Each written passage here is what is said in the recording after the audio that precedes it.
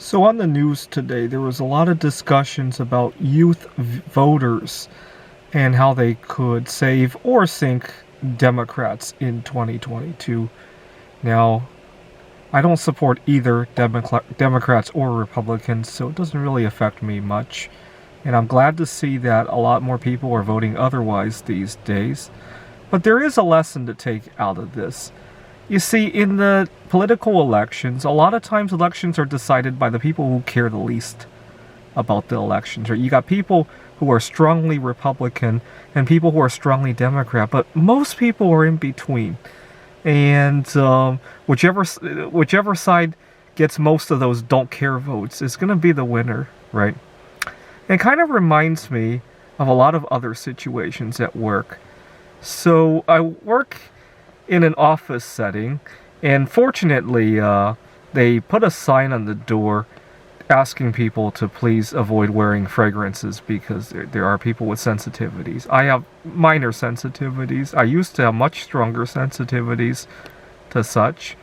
And you will see people very divided about it. You'll see some people who strongly believe they need to wear their fragrances in order to go to work. The truth is they might even be slightly addicted to sniffing fragrances, right? You can compare it to somebody who has a glue sniffing habit, just a more socially acceptable one, and they can't do their job without it, right? Because think about it.